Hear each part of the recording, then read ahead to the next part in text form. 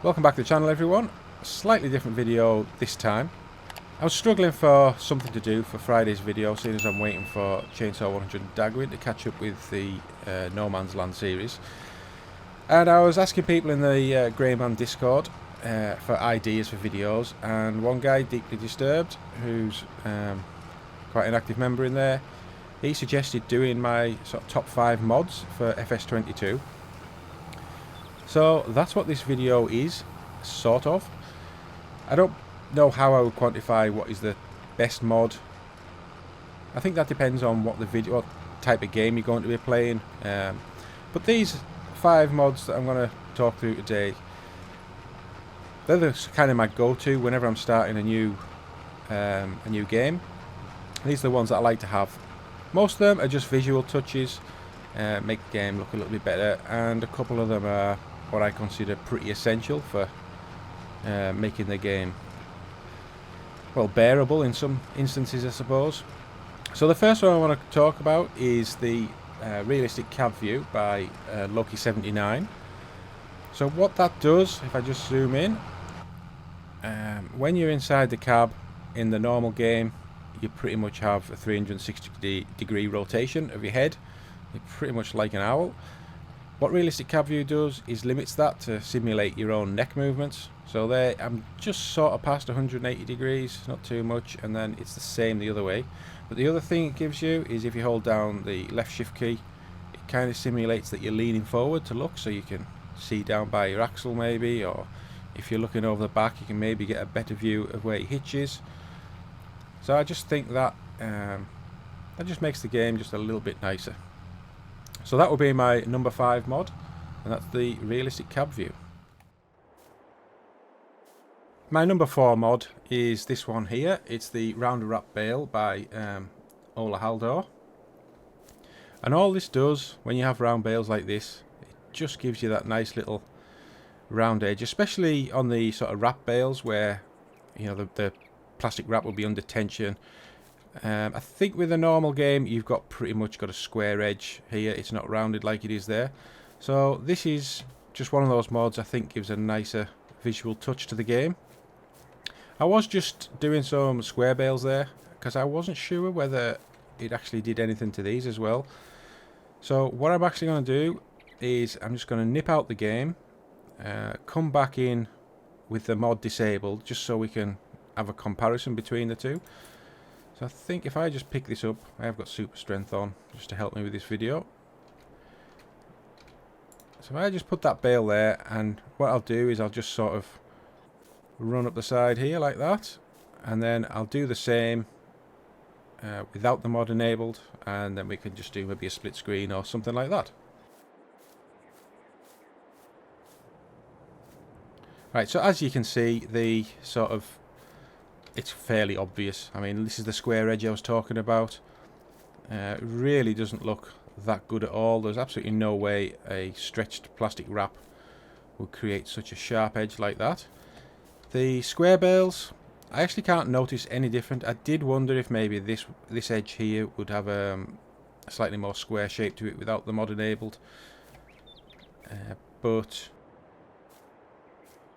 I think it is exactly the same as normal. I mean, the mod doesn't say anything about square bales, but I think you can.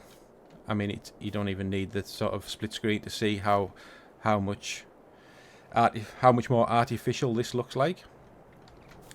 So yeah, so that's kind of my number 4 mod, and that's the Rounder Wrap Bales by Ola Haldor. So for my number 3 mod, I've come to sort of an older save game of my No Man's Land series, because I don't think the Ballum Road that I was on really has anything that can show this properly. And so this mod is the Real Mowa mod. It's by Kenny456, and all that's going to do is simulate what would really happen.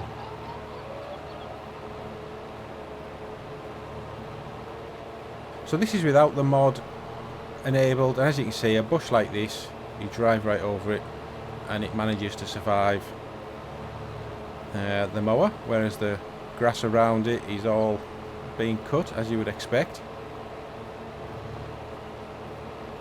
So a mod like this would probably be better if you were using sort of like the batwing flail type mowers that you would use to cut down small brush and things like that. So if you go onto the sort of the F1 menu there, the mod is selectable, so you can turn Real Mower off and on using the O key. However, there doesn't seem to be an option using a using like a gamepad or something like that. There's nothing in any of those menus for it. So now with the mod enabled, whenever we come up to a bit of brush like this, it's going to get removed from the game. So that kind of just shows a little bit more realistic gameplay. That's exactly what you would expect to see happen. I mean, perhaps these mowers aren't designed for doing this exact type of work, but nevertheless the bush definitely wouldn't survive. So that's my number 3 mod. That's the Real Mower mod by Kenny456. Okay, so back to Balham Road now, and this is my number 2 mod. So perhaps not essential in every style of gameplay, but if you're doing something like a survival series on a flat map like No Man's Land or Hinterland, you're going to want to be creating fields, and in the base game the only way to do that is with a plough, and we all know how long ploughing takes, and generally because the widths are very small, or you need to have massive horsepower to pull the wider widths. So this cultivator field creator mod, it's by Wopster. So this is what I think can really make a game more bearable than having to plough a field.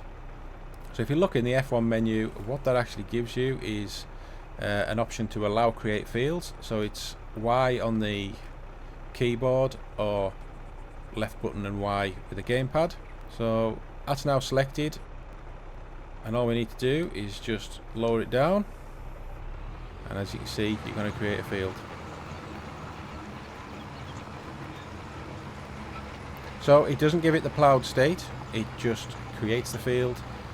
If you need to do the ploughed state, you're going to have to use either a subsoiler, which is generally the quicker option, but that doesn't remove weeds, so some point ploughing, if you want to get rid of weeds, is the only way to go. But certainly for creating fields, this is by far the quickest way to do it. So that's my number 2 mod, Cultivator Field Creator by Wopster.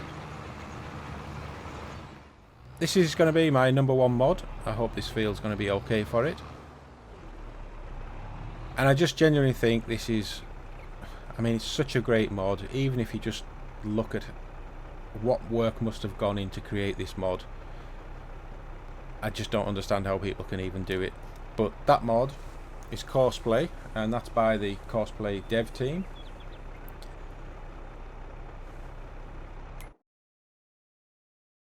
So in the menu here, you've got your this would kind of be your sort of AI worker in the normal game.